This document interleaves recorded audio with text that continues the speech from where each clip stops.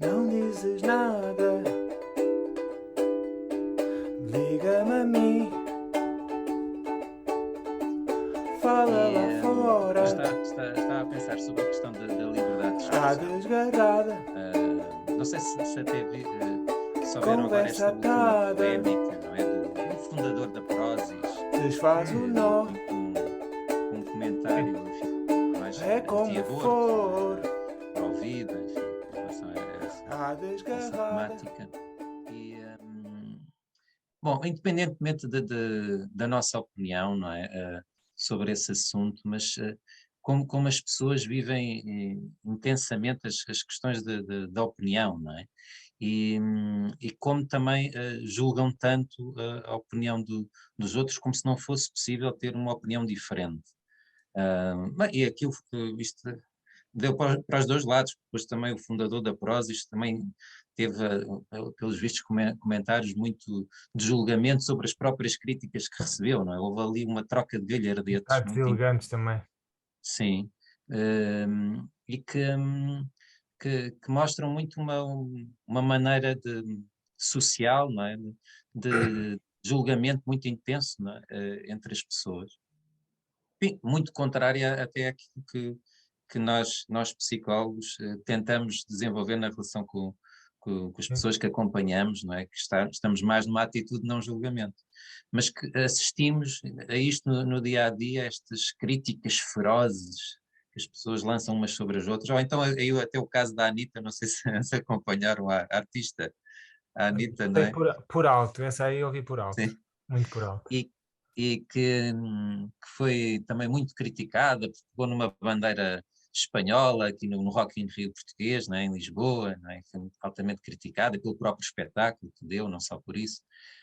Hum, bom, mas o julgamento muito fácil e muito impulsivo, muito intenso, com que, pelos vistos, facilmente muitas pessoas aderem. Sim, E que isso para mim é preocupante, não é? Bem, nós próprios aqui, qualquer dia, estamos sujeitos a críticas ferozes por qualquer coisa que possamos dizer. E, hum, sim. e isso não é um ambiente muito tranquilizador, não é? Em termos sociais. Não é uma coisa que a mim me agrade. Até que ponto as pessoas podem ser livres para expressar aquilo que pensam.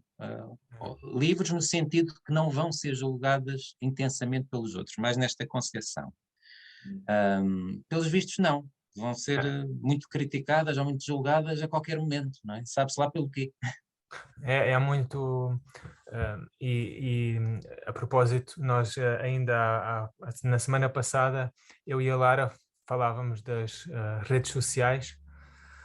E é precisamente um pouco nesse mundo, nesse terreno, nessa arena, em que essa intolerância, essa agressividade, muitas vezes, essa impetuosidade, no mau sentido, se passa. Pronto, nós sabemos que comunicar através de mensagens, através de muitas vezes, ou quase sempre, mensagens curtas, e com pouca ah, com pouco espaço para a elaboração, desde já para a criação do argumento, de uma, de uma, de um conjunto de ideias bem pensada, ou bem pensado. Isso nessas redes sociais não existe, não é? Então, penso que esse fator acaba por ser algo que promove ou que ajuda a promover esta reação rápida, quase sempre negativa, em que uns se agridem uns aos outros, não é? E onde há esta falta desde já de cortesia, de respeito, de regras básicas de educação, e depois de uma qualquer tentativa de desenvolvimento de uma argumentação, de uma contra-argumentação, de um pensamento mais elaborado, mais racional. Quanto a este caso específico da Prozis, eu diria que é infelizmente também um reflexo dos tempos, nomeadamente refiro-me a esta tendência geral de atacar de uma forma irracional e de uma forma sem misericórdia quase, a todos aqueles que possam pensar de forma diferente, não é? Independentemente depois da reação, como estavas a dizer, e bem que também não foi a melhor, mas parece que é isto que também me preocupa e me causa às vezes tristeza e frustração, é que o primeiro impulso nem é pensar o que é que a pessoa realmente disse ou escreveu, e nem sequer, quanto mais, porque é que a fez, porque é que o fez, quais são as razões, como é que esta pessoa pensa, o que é que ela o que é que ela quer dizer com isto. Não, o primeiro impulso é logo catalogar. Portanto, nós estamos num mundo de A's em que o B deve ser condenável. Se alguém, por acaso, se aproxima mais do B, é imediatamente fuzilado ou fuzilada, não é? Isso causa-me... É realmente é triste e frustrante. Sim, estava aqui a pensar também naquilo que vocês estavam a dizer, mas realmente hoje em dia as palavras parecem autênticas armas, por vezes, que servem para ferir e atacar os outros, e isso nota-se muito, não só nas redes sociais, mas vamos observando até no dia a dia, com várias situações que nos acontecem, seja uma pessoa que passa à nossa frente na fila, ou a intolerância de qualquer situação no trânsito, ou qualquer coisa, não é? As pessoas partem logo para a impulsividade, para a agressividade, para chamar nomes, para catalogar e dizer tudo e mais alguma coisa, não é? E isso vamos vendo muito no nosso dia-a-dia. Parece que a psicologia, como estavas a dizer, Nuno, é realmente, se calhar, a única profissão que não julga, não é? Não faz julgamentos, pelo menos é importante em nós não emitir opiniões, nem fazer juízos de valor, sermos flexíveis a esse ponto, não é? E, portanto, tentamos aproximar disso, pelo menos, não é? E ficamos muito mais atentos quando alguém faz de forma diferente. Não quer dizer que, por vezes, também, nós também somos seres humanos e, por vezes, também ficamos aborrecidos e chateados com algumas coisas e também podemos, às vezes, também dizer algumas coisas que não devíamos dizer. No entanto, temos mais esse cuidado, não é? Temos mais esse controlo, tentamos, pelo menos, nos autorregular relativamente a isso. No entanto, é uma coisa que temos que viver e temos que ir, como psicólogos, vamos observando realmente aquilo que vai acontecendo de intolerância, de pouca tolerância à frustração até, que é uma coisa que se vê, não é? As pessoas partem logo para a agressão física, verbal, não é? As pessoas começam a catalogar, começam a chamar nomes, começam a ofender, portanto, e acho que as palavras são muitas vezes autênticas armas que acabam por ferir e atacar os outros, e isso é verdadeiramente triste. E as pessoas nem se dão quando digo as pessoas, lá está, também não quero cair naquela generalização, quando se diz as pessoas. O que existe muito que não se dá espaço realmente ao entender a forma de pensar do outro, não é?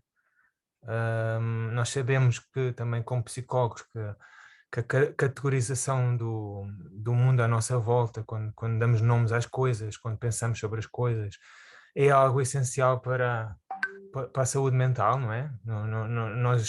Nós também damos nome às coisas e catalogamos as coisas precisamente para viver num mundo em que conhecemos um pouco onde nos movemos, não é? Saber, isso faz parte do crescimento. Agora, faz também parte, e é isso que depois demonstra essa tal intolerância à frustração que o Pedro falava, a intolerância à frustração é não só conseguir ter algum equilíbrio emocional, mesmo quando as coisas não vão a nosso favor, mas também é ter algum equilíbrio emocional quando estamos no domínio de uma ideia que não dominamos, que não controlamos. E isso passa-se muito quando estamos a falar com alguém. É o mais natural. A outra pessoa possivelmente vai pensar de outra forma porque é outra pessoa. Eu já nem estou a falar de discordar ou ter opinião oposta. Não, vai ter outra perspectiva. E às vezes não se cria este espaço para sequer dar a oportunidade a que este processo se comece a formar. Muito menos, claro, em ambientes em que a forma de comunicar é através de frases de 2 parágrafos, ou em que se manda uma boca ou 2 bocas, e pronto, e como nós também, volto a dizer, como psicólogos, esta profissão tem realmente muitas vantagens na explicação da comunicação, nós sabemos que o comportamento gera comportamento. Se eu mando uma boca, provavelmente outra pessoa mandará outra, e assim sucessivamente. Agora multipliquem isto por dezenas, centenas, por milhares, por milhões, não é? Sim, e estava também a pensar, assim, estes realmente os fenómenos das redes sociais, não é? Deste impulso, não é? Para o comentário muito rápido, pouco refletido também, obviamente, não é? Porque é assim muito impulsivo, mas que toca aqui nestas questões, parece que há uma certeza absoluta sobre qualquer assunto, não é? E que parece-me que é isto que leva também a estes fenómenos de agressividade, de intolerância, não é? E que são sementes da ditadura. Quando nós vemos e criticamos fenómenos de alguns países que vivem em ditadura, mas até que ponto, no dia a dia, nós já não vivemos um bocadinho este sistema de relações uns com os outros, em que temos certezas absolutas sobre qualquer assunto, não é? Como se isso fosse real, como se fosse verdadeiro, como se fôssemos detentores da razão total sobre qualquer assunto que possamos falar. Exato. Ora, não temos a verdade absoluta e podermos nos lembrar disso é de facto, desde logo, muito realista. Não temos a verdade absoluta. E depois é uma fonte também de uma maior harmonia na relação com os outros. Mas partindo dessa verdade, se calhar que essa podemos aceder, é que não temos verdades absolutas, não é? Vivemos muito na relatividade, enfim, as coisas, acedemos a algum conhecimento, mas não a um conhecimento total de um fenómeno. Portanto, aquilo que os outros nos trazem é fonte de riqueza também face ao fenómeno, mesmo que sejam coisas que nós não concordemos, não é? Mas que podemos olhar, olha, aquela pessoa vê desta maneira. Olha, não é a forma como eu vejo, mas é legítimo que a outra pessoa também possa ver e observar, por exemplo, a questão do aborto de um determinado ângulo, não é? Que pode não ser o meu, então. Eu tenho que marcar a humanidade com a minha visão. É que isto é a fonte da ditadura. E eu não quero que... Isso cria-me arrepios, sim. Eu tenho um julgamento sobre isso, cria-me arrepios vivermos na forma de ditadura. Claro. De facto, acho que não é uma sociedade que queiramos a partir de desenvolver, mas desde que tenhamos depois consciência até que ponto nós estamos a contribuir na relação uns com os outros um bocadinho para isso. Não é? Exatamente. E relativamente às ofensas também, e a esta pouca tolerância à frustração, e essa agressividade, essa explosividade, também depois utilizam muito, já que estamos a falar que os psicólogos, a partir é a única profissão que não julga, mas algumas pessoas depois acabam por, nas ofensas, catalogar com palavras da psicologia, que é uma coisa muito engraçada. Olha o atrasado mental, olha o psicótico, olha... nem sabe o que é que... O paranoico. Paranoico, dizem aqueles disparates, não é? O histérico, fala-se histérico. Dizem aquelas coisas todas, fazem ali um catálogo de psicopatologia sem saberem nada daquilo que estão a dizer.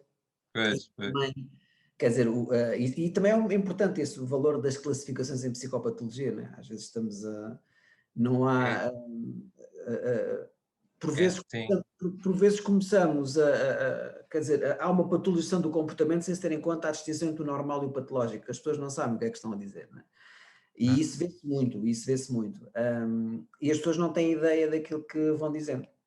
isso também é uma coisa muito curiosa. Portanto, relativamente à psicopatologia, quer dizer, a psicopatologia tem uma perspectiva biomédica, quer dizer, e propõe um tratamento biológico e tem utilidade na medicina, portanto, são coisas muito específicas, não é?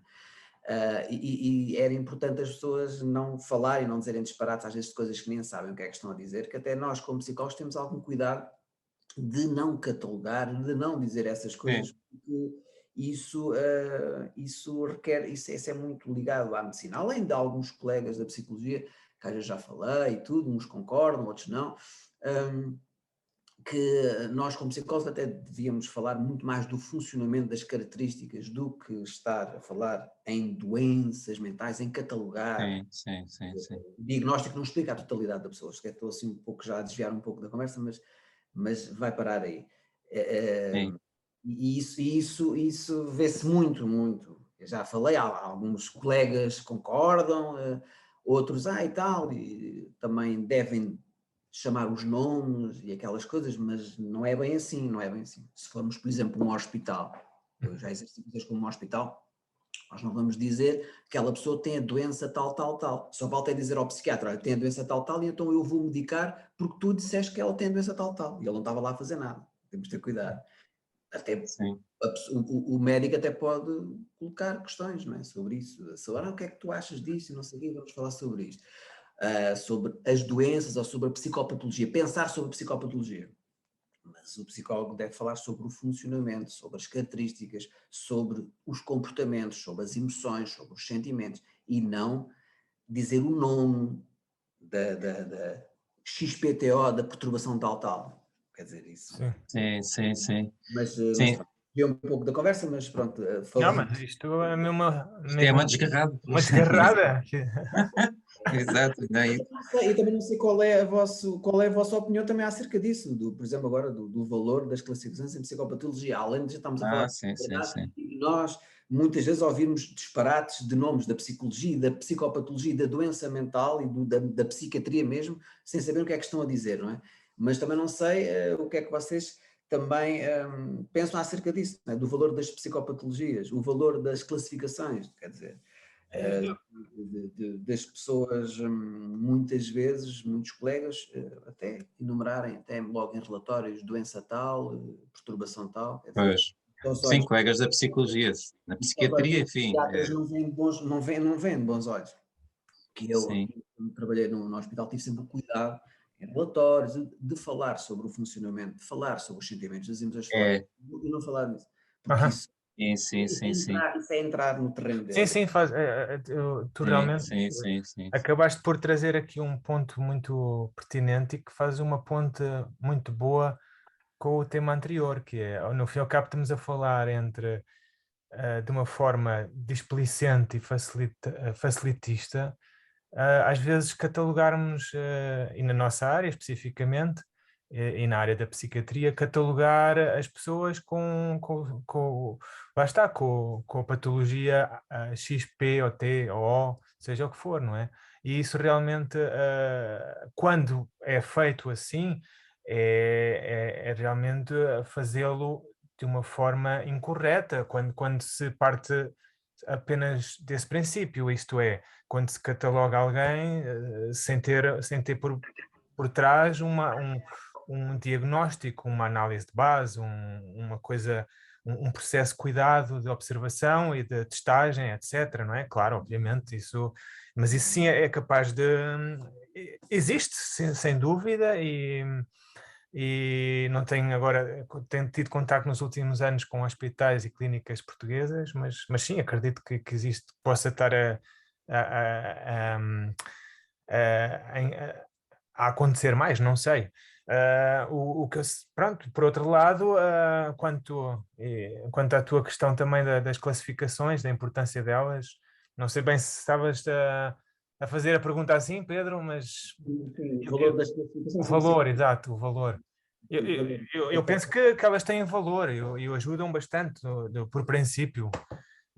Agora lá está, como qualquer sistema de classificação deve ser utilizado com um conhecimento que vem de trás, não é? Um conhecimento de base, né? Isto é um bocadinho como a medicação, não é? Tu podes os antibióticos, nomeadamente, tu podes desatar, apenas precisas de um sintoma e tu começas sem conhecer o historial clínico da pessoa, desatas a receitar, não é? Isto é um bocadinho como as classificações, não é? Tu tens acesso a um sintoma e desatas a classificá-la sob o ponto de vista do DSM ou de outro, qualquer inventário de doença mental, não é? E isso, claro, isso é outra coisa, né? Isso é uma má utilização do método. Agora em si, as classificações, para mim, na minha opinião pessoal, claro, são também, são em grande parte, grandes ajudas para a clarificação do terreno clínico, do problema clínico com o qual estamos a lidar, não é? E sim, claro, isso faz-me todo o sentido. Só para fazer aqui uma adenda, quanto à utilização popular destes termos, eu acho que é difícil controlar e as pessoas não acabam por utilizar isto muitas vezes mal, claro, e se calhar eu próprio em determinados contextos, porque lá está, o nome que damos à paranoia é raramente utilizado, se formos do ponto de vista técnico, é raramente utilizado de uma forma acertada, mas todos nós sabemos quando dizemos, olha, estás com uma paranoia. Quase sempre não é realmente uma paranoia, mas a gente sabe mais ou menos o que é que está ali em causa, né? E, portanto, quanto a isso, claro, também nós, por outro lado, também temos aqui um papel, nós psicólogos no conjunto, de esclarecer um bocadinho melhor a população, se calhar, nesse sentido. Agora, não acho que seja uma coisa, se for utilizada assim nestes contextos, entre amigos, entre pessoas, familiares, etc. Penso que não. Eu, na minha parte, não me importo muito. Sim, mas estavas a ouvir e desde logo também este campo de distinção entre o que é da psiquiatria e da psicologia, que há tanta confusão ainda hoje em dia, não é? Algumas vezes pessoas que recorrem a mim tratam-me como se fosse médico. Mas é o médico. Não, sou psicólogo, calma, e tenho que explicar que não prescrevo medicação, que os psicólogos não trabalham com medicação, que têm outro tipo de atuação, outro campo de atuação dentro da saúde mental. Mas que há ainda muito esta confusão, mas que é da nossa responsabilidade dos psicólogos e também dos psiquiatras, enfim, dos profissionais de saúde mental, que ainda não chegou suficientemente às pessoas, no geral, esta distinção entre o que é o psicólogo, principalmente o psicólogo clínico, não é? E aquilo que é um psiquiatra. Ainda existe muita confusão sobre isso. E, portanto, e termos, até como o Pedro estava a falar, da doença mental. De facto, termos algum cuidado, nós psicólogos, de utilizar os nossos próprios termos, não é? Ou seja, doença é um termo médico. E isto ajuda à confusão junto das pessoas. Se nós utilizamos termos médicos, como é que as pessoas depois vão perceber a nossa diferença face aos psiquiatras? Vão ter mais dificuldade em perceber a nossa diferença, não é? Temos que utilizar os nossos próprios termos de compreensão psicológica das pessoas, não é? Que avaliamos ou que acompanhamos, em vez de utilizar termos médicos. Mas, infelizmente, na minha opinião, ainda utilizamos muito os manuais de psiquiatria, enquanto que, não é, os psicólogos continuam a utilizar muitos manuais de psiquiatria. Parece que é necessário, parece que é fundamental utilizar manuais que são de outra profissão. Ora, pois, se calhar ainda é necessário, talvez, não é? Mas isto traz um prejuízo, é um problema que nós psicólogos, enquanto classe profissional, temos que repensar, não é? Temos que pensar na nossa distinção, na nossa diferenciação profissional, porque ao utilizar manuais de outra profissão, como é que nós nos vamos distinguir? Não é? É engraçado, eu já me deparei há uns tempos, vou revelar, sim, fazer aqui uma autorrevelação, que numa escola onde eu estive a trabalhar, portanto, havia uma professora de educação especial que tinha um DSM-5 e ia verificar as características e tudo aquilo, portanto, verificar e observar bem se determinadas características estão ali, que aquilo tem a ver com termos estatísticos, não é? A prevalência de perturbações, etc., um DSM, um diagnóstico de manual de psiquiatria, se estava de acordo ou se associava àqueles miúdos que via. Portanto, isto vê-se isto. Pois, Nós temos, pois. isto vê-se isto em alguns, e nem profissionais de psicologia são. Nós, como psicólogos, temos de ter algum cuidado no ponto de vista desse tipo de manuais, porque eu, pelo menos, gosto de pensar a psicopatologia. Quer dizer, um diagnóstico não é sinónimo que se perceba como é que a pessoa se perturbou. Há uma contextualização. Quer dizer, as perturbações também vão se desenvolvendo do ponto de vista do contexto social, cultural, há muitas coisas aqui, há muitas variáveis, quer dizer, e não é olhar para determinadas características e achar que aquilo é muito igual àquilo que vê, quer dizer, isto é ridículo, não tem outro nome, não é? E ainda por cima pessoas que não são da área e até pessoas que são da área estudam por aí. Há uns tempos no ISPA chegou-se a falar isso com o professor Carvalho Teixeira e tudo, o professor Carvalho Teixeira a falar que tinha conhecimento que havia pessoas que falavam com ele que estudavam através dos manuais, portanto que ele era uma coisa interna na sociedade, chegámos a falar isso. Sim. Portanto, isso é uma coisa que nós vamos ouvindo, nós vamos vendo, portanto, e até profissionais que não são da área acham que aquele manual é que é o manual que vai dizer tudo aquilo que as outras pessoas não têm. E quem disse é muito perigoso, não é? Isso é muito perigoso. E Pois, há psicólogos que vão por aí, não é? Também. E isso... sim. Então, mas de facto, ainda não, enfim, se calhar também é um pouco a nossa ainda juventude enquanto classe profissional, não é? Não é uma profissão. Os psicólogos ainda não é uma profissão de muitos anos, ou pelo menos que esteja muito conhecida culturalmente, socialmente, ainda muito bem integrada, ainda não está. E então parece que vamos um bocadinho a reboque da psiquiatria ainda. Mas termos pelo menos noção disso, ok? Ainda utilizamos o DSM, o 5, ou o IC10, ou o 11, já nem sei em que número é que aquilo vai, não é? Os manuais da psiquiatria, não é? IC, não é? IC10, eu não utilizo esse, mas Ao DSM é o CID, não é o CID, né? A classificação o internacional. CID, exatamente. Pronto, essas classificações, Vale até utilizar mais assim. sim, essas classificações psiquiátricas, não é? Que na abordagem até da psicoterapia existencial, enfim, os psicólogos e psicoterapeutas que seguem essa abordagem vão se afastando um pouco destes rótulos, não é? Também para ver o indivíduo, a pessoa em si, tal como ela se apresenta, e não com quadros muito fechados, muito fixos, que limitam a nossa própria visão e que de alguma maneira já estamos em modo de preconceção, não é? Conceito face àquela pessoa, este é borderline, ou este tem uma perturbação obsessiva ou compulsiva. Esses rótulos, não é? Que condicionam o nosso olhar. Que, como o há bocado estava a dizer, pois em parte pode ser útil, não é? Também termos o conhecimento desse modo de funcionamento, mas que não nos fechemos nisso. Possamos olhar para a pessoa também num quadro mais aberto, para além do rótulo, não é? Porque senão ficamos lá encafuados naquele rótulo também. Ficamos nós e a pessoa que acompanhamos. Ficamos fechados naquela classificação e já não vemos mais nada. Não é? Já não podemos ver, não ter tanta essa possibilidade de ver aquela pessoa de uma outra maneira, com outro olhar, um olhar mais aberto, mais fluido, dinâmico, não é? Acaba por ser muito redutor, claro. Acaba por ser muito redutor se nós virmos só dessa forma. E na Sociedade de Psicoterapia nós falámos muito acerca disso quando lá estávamos. As classificações psiquiátricas acabam por reduzir muito aquilo que nós... E não chegamos a pensar verdadeiramente sobre o outro. Acaba por nos tapar, nos toldar o pensamento que nós temos sobre o outro. No entanto, pode ter aspectos positivos as classificações, no ponto de vista de termos estatísticos, da prevalência das perturbações, até mesmo para os investigadores avaliarem e perceberem melhor, não é?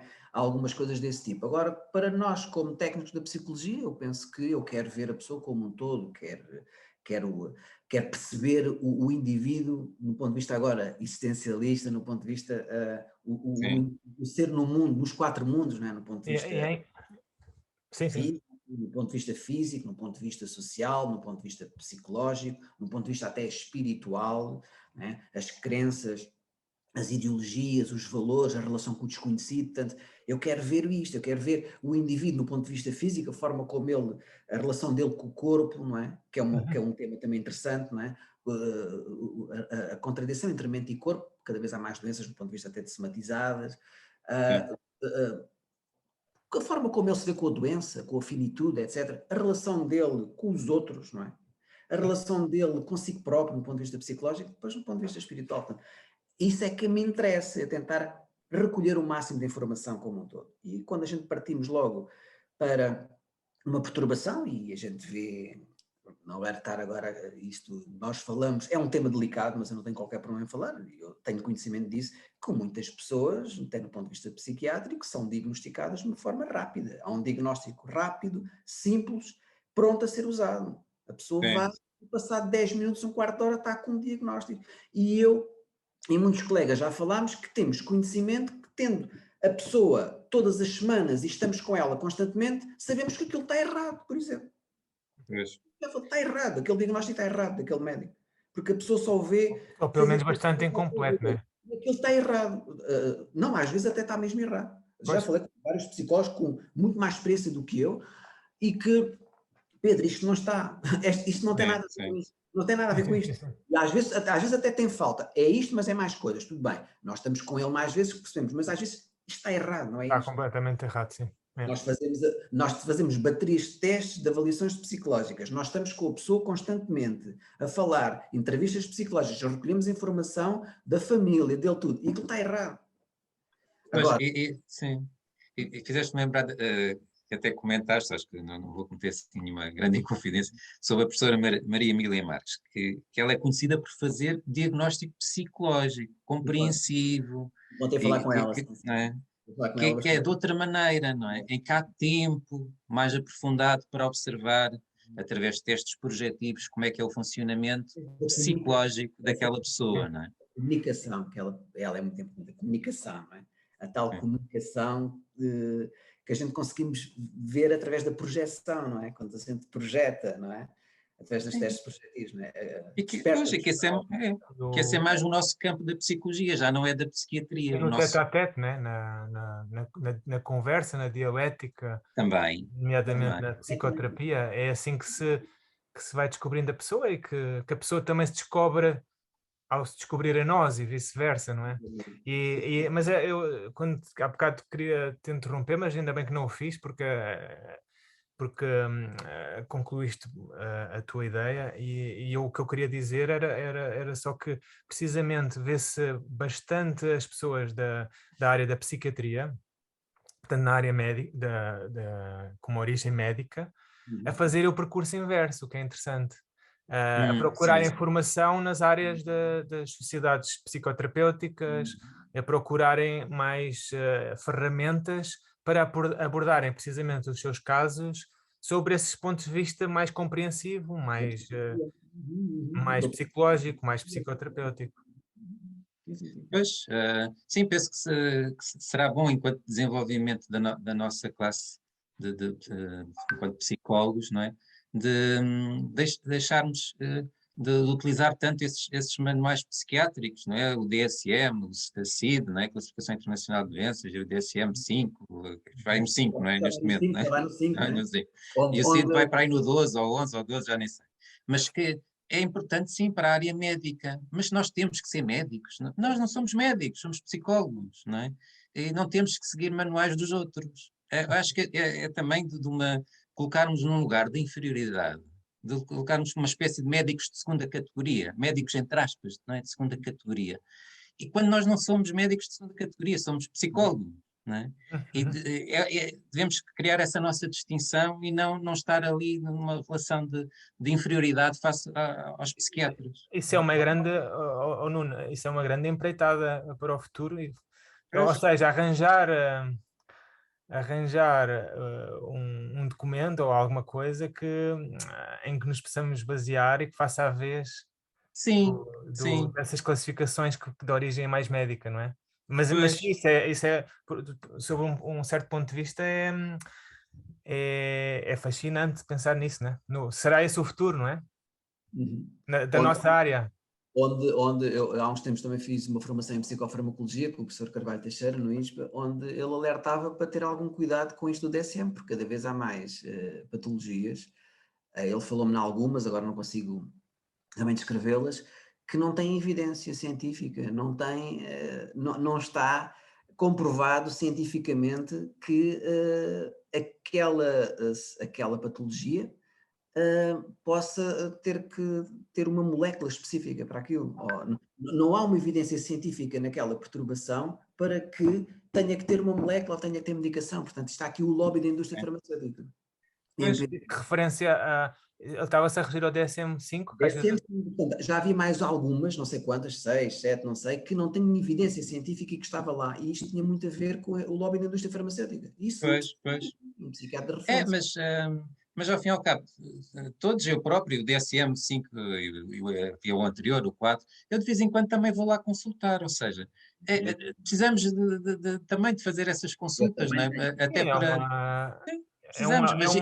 é mais uma ferramenta, vá. Portanto, Sim. eu penso penso que é sobre o qual todos concordamos, é que não se deve agora diabolizar completamente essas classificações com anos e anos de estudo. Agora, pelo menos elas, em vez de serem colocadas, nomeadamente como referência para o nosso trabalho, lá em cima e serem sempre a última fonte onde vamos buscar o conhecimento total, não, pelo menos elas devem de sair um bocadinho, para nós, pelo menos, um bocadinho desse pedestal e equipararem-se às outras inúmeras ferramentas que felizmente temos nas nossas áreas da psicologia, não é?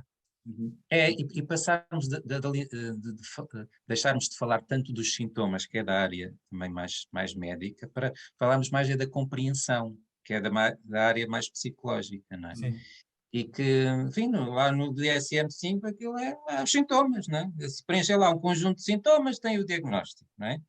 E, pois, mas nós somos psicólogos, estamos no domínio compreensivo. Então, uma das coisas que eu acho interessante, curiosamente, e também da própria ordem dos psicólogos, é que fala muitas vezes em saúde psicológica. Está aqui a utilizar um novo termo, não é? Muitas vezes utilizamos o termo de saúde mental, eu próprio às vezes também utilizo. Sim. Mas saúde psicológica, não é? Que é um termo mais nosso, mais da linha compreensiva e não tanto da lógica mais médica de utilizarmos os termos da psiquiatria. Sim, criarmos a nossa própria linguagem, os nossos próprios termos, que se ligam aí à compreensão e não tanto aos sintomas. Os sintomas existem, pois, existem, mas nós estamos mais do lado da compreensão e não do lado sintomático. São muito compreensivos. Se a gente for a ver, os modelos psicológicos, alguns até podem se interligar, mas são compreensíveis. E Lá está a questão da empatia. do ponto de vista da Sim. doença mental já não é muito compreensível, já não se consegue às vezes entender. Vem-se ali uma série de situações, da bioquímica, dos Mais descritivo, não é? Sim, é